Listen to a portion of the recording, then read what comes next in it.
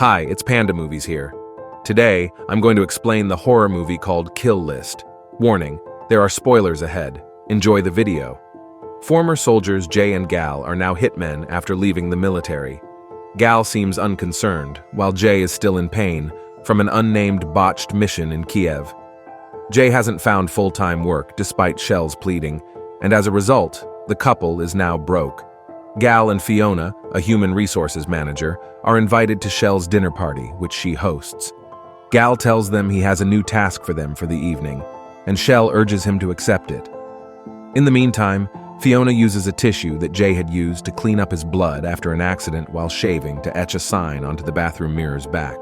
When Jay agrees to the job, the two meet the mysterious client, who has a list of 3 targets on his hit list.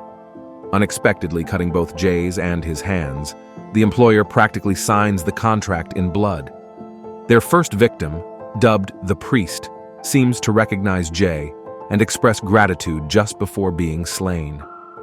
The Librarian, the second name on the list, is an archivist who maintains a collection of horrifying, disgusting recordings of an undisclosed origin. After watching the films, Jay becomes extremely upset and sobs. And furious Jay confronts the archivist at his house and beats and tortures him until he divulges the names of those who made the films.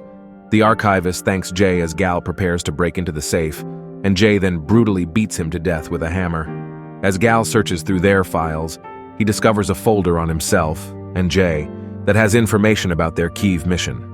Jay insists on tracking down and killing the archivist's associates. The symbol that Fiona cut into Jay's mirror is included in the file, despite the fact that they do not understand it. Gal drives to the site of the makers of the disturbing movies at Jay's request, and Jay quickly executes them all in a gruesome manner there. Gal tells Jay that he stole enough cash from the second target's home safe to cover the complete amount they would be paid for the job. The two decide to break their agreement and go back home. When Jay's cut hand becomes infected, his normal doctor has been replaced by a different physician who will only provide him cryptic advice. Jay then sees the doctor to get treatment.